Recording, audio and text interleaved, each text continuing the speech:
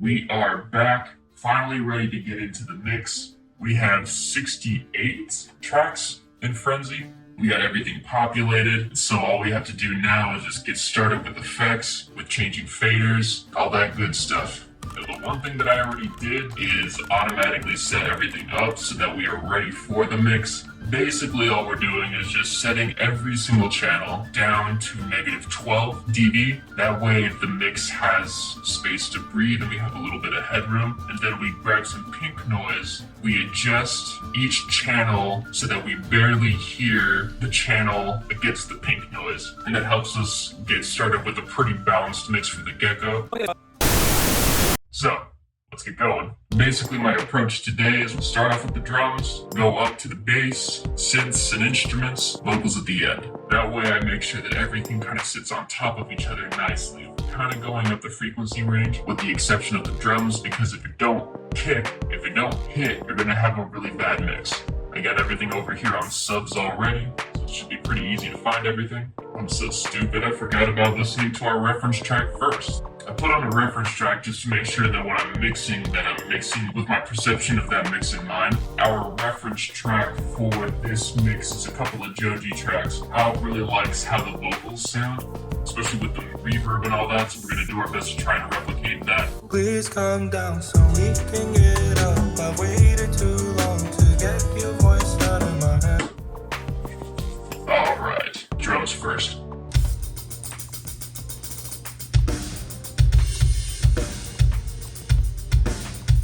Already pretty satisfied with that. All I did was put on a fed compressor. If I wanted it to be more wide and open, I would crank up the release knob, but I think I like how open it is for now until I hear it with everything else, so we're gonna leave it alone. Starting off on the good foot, let's work on our EDM tracks here. Start putting some effects on the kick here. To go in, we're gonna stick an LA2A on this. Sometimes it's easy just to start on the preset first, just to see how it sounds, and then tweaking it as you go. Now that's got a little bit more meat on its bone. I don't necessarily want my snare to be super open. This effect kind of did that already. I'm gonna bring the release back a little bit. Bring our kick back in.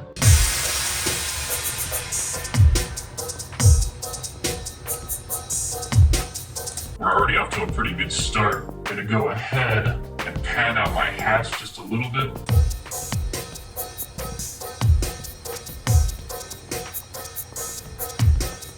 I might make a sub-channel for just the hats, just so I can put a little bit more pizzazz on them, a little bit more brightness. Bust out some ozone here. Really just gonna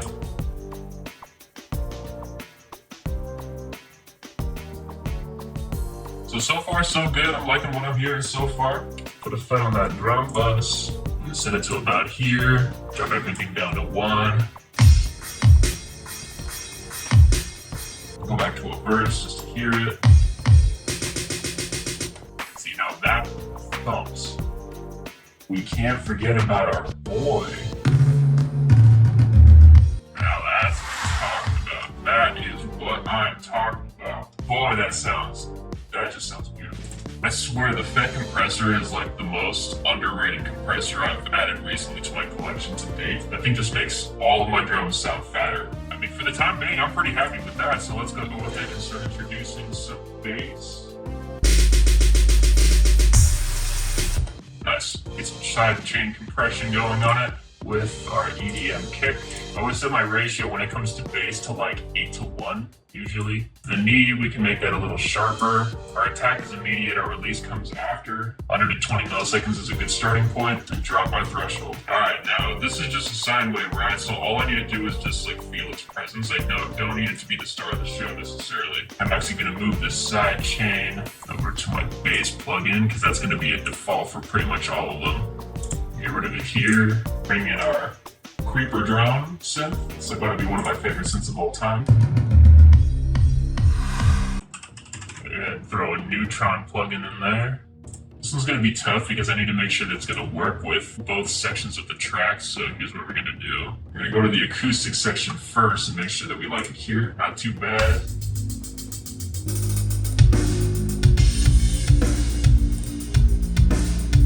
I like that, but I need more out of that synth, so I'm gonna go ahead and add some saturation to that as well. Make sure that it goes above the chain before the compressor. I'm gonna turn off the neutron compressor real quick. Now we're talking. Gotta make sure that my bass also sidechains to that kick as well. Man, my computer's having a hard time reading these music files off of NAS right now, especially while I'm trying to record. Pushing a little too hard now, are we? Oh, What the yeah, that's not good. Let me see what I did on my piano. Boy, we got a lot to do on that piano tone. In its current form, not for this track, but just on its own, it sounds beautiful. Holy shit!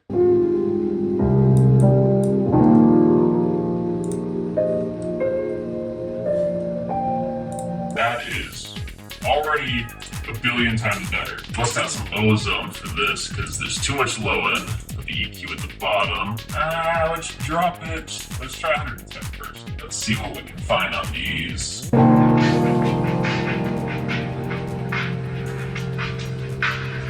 Alright, it's not too bad. I'm gonna widen this up too, since we already have neutron pulled up. Go up to like 60. I want the keys to be a little bit brighter.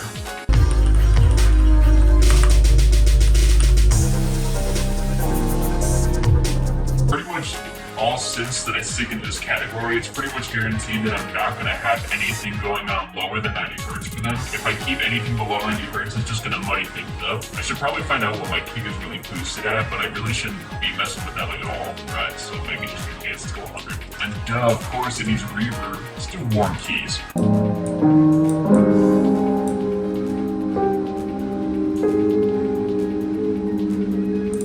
That sounds nice. The track that started it all.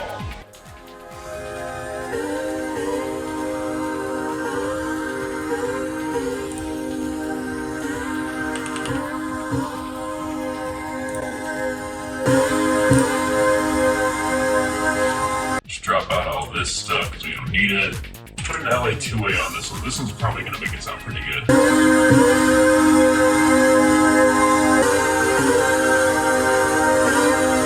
Jeepers, we got a couple of things popping out there, don't we?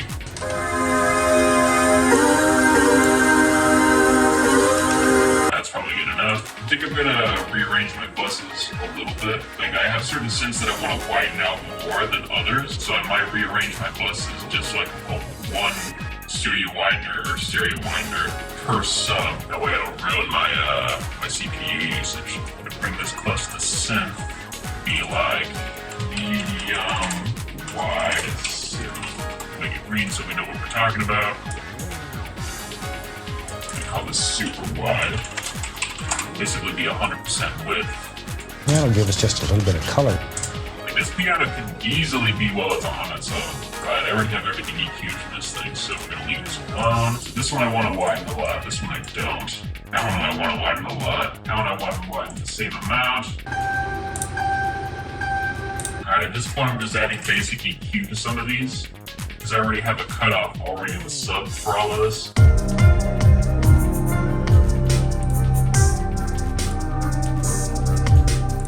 Basically right now it's just the second that I hear something that sounds like it can be improved, I just jump to it. This one definitely needs some reverb. I'm gonna bring in the keys, the piano, let's try 5 decibels higher.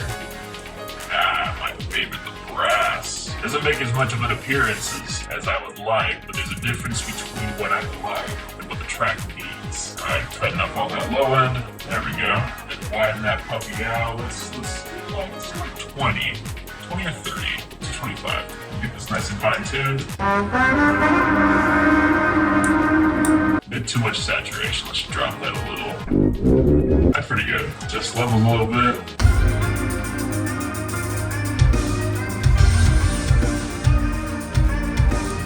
Not bad. Can't forget about you though. I might actually separate that out too because it's a counter melody, specifically because of this part.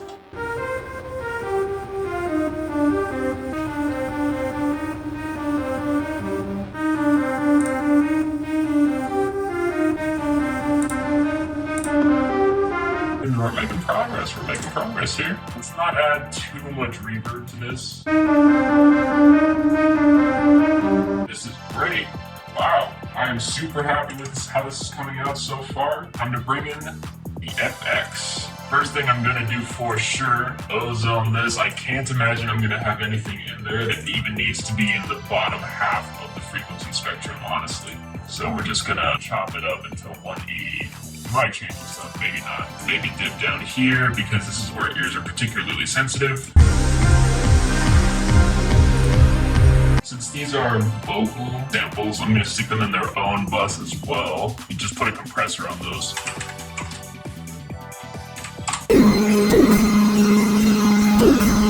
Man, you can hear this thing. What even is this? Ah. Guys, I think we might be done with our initial run through of all the instrumentals. Now we can focus on vocals. This is exciting. Honestly shocked that we're still over here, bare channel on the master, and we're not clipping.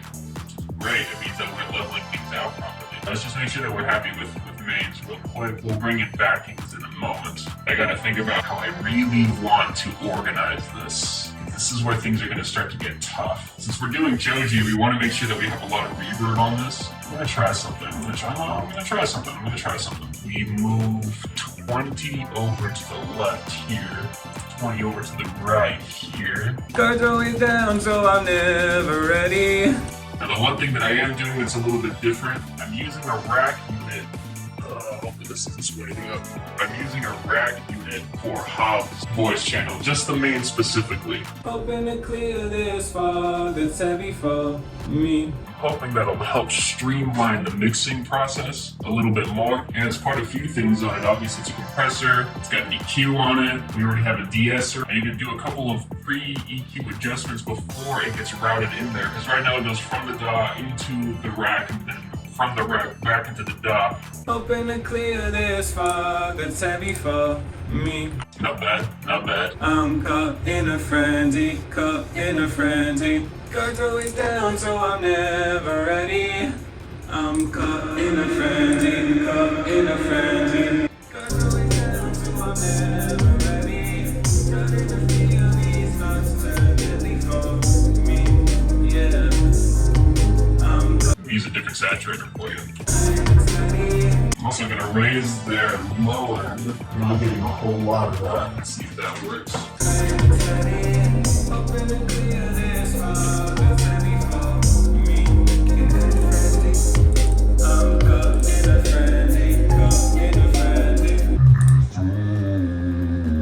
But this one specifically needs saturation like crazy. That'll probably be fine for now. An open arms heart when you feel alone. I don't know how I feel about the main box, but I'm sure that Hob is gonna have plenty of opinions on this one, because this is the thing that he just like hears. Not fine tweaking stuff based on what he wants to hear, but at least we got a start. I feel like I'm just missing the low end. Make our lives a little easier. Bring that up just a little bit.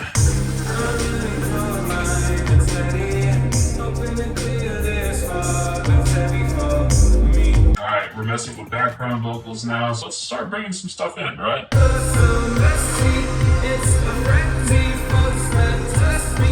Stick an LA2A in there because I love how that thing sounds on vocals. But so messy, folks that test me. I doubt I'm gonna use this, but you can give it a shot anyway. So messy, it's a frenzy, folks that test me. Of course, I forgot to take out the low end of these. That's a problem. Let's set them at 150. I'm gonna try using this bad boy for this. Excellencies in a frenzy. That's pretty. I feel like I need more low end though. Now, see there, that's take it. Move that over to the left. 30 probably.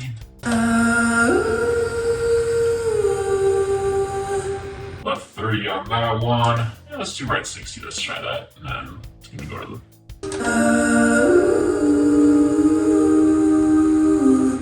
I forgot about that vocal line actually. An open heart's hard when you feel alone.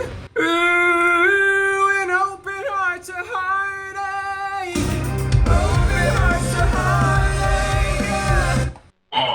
that sound? That's already sounding gorgeous. An open heart's hard when you feel alone. Ooh, an open heart's a heartache. Open heart's a heartache. Yeah. I don't even think we need to adjust anything on that. That sounds perfect. An open heart's hard when you feel alone. God, I'm going to do one thing here to make my life a little easier. I'm going to duplicate the track, and then I'm going to pan these mains over 20 each. Get a little extra thickness going in there. I'm feeling for mine, it's steady. Open and clear this fog that's heavy for me. I'm going to go ahead and start adding some stuff to the master chain. Me, getting kind of frenzy. I'm caught in a frenzy, caught in a frenzy. I'm so messy, it's a frenzy. Oh, looks like I freaked out again. Me, getting kind of frenzy.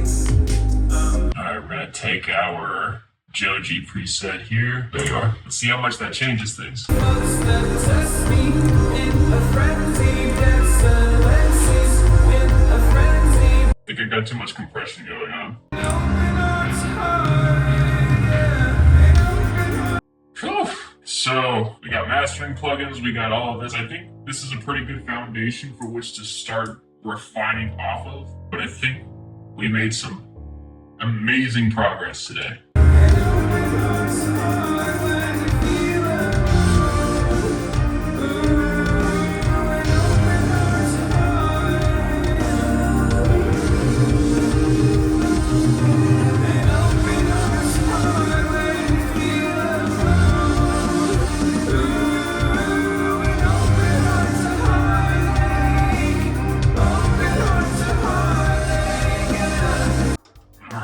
For the time being, again, I think it's a pretty good start. I'm pretty sure I'm missing low end. I'm not going to be able to hear that until I stick it on like a dedicated system with a sub and all that.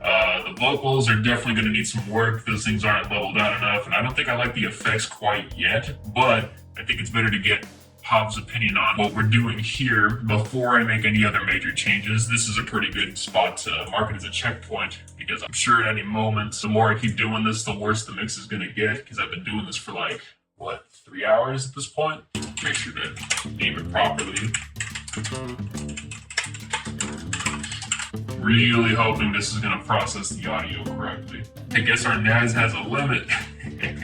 Might be too much to do over the net. I am only using gigabit for all of those from now, but that's alright. Eventually I want to get one of those switches that'll allow me to put in 2 Ethernet ports, one at 2.5 gig, one at 1. The one just for regular internet browsing, although I do have a router that allows me to do 2.5 gig, but for just me, for just my space, that's generally not necessary. Curious to pry that this actually does work the way that I need to, though. We're about to find out. Plenty of ways that we can upgrade the studio space. I mean, obviously just getting proper treatment I think is going to help. I put up a couple of bass traps, as I mentioned before, that should help with this, and a couple of things up on the ceiling. I mean, so far, based on what I hear, I liked what I heard. You know, what I realized I didn't put on my mastering chain yet is an analyzer. As I mentioned before, my point of reference is a Joji track, and so I can stick that in there and try and do an A-B type situation. Let's see if this actually worked first. It did not. That's a load of baloney. Alright, so clearly I have to export this without the NAS having to do anything, because right now I'm directly uploading all these videos to the NAS so that I don't have to worry about it on individual storage devices. We will see what Hobbs' opinions are on this. I'm sure we'll take you guys along for the ride once we FaceTime and get this all squared away. So until then, we will see you guys on the next one. So messy, it's a frenzy.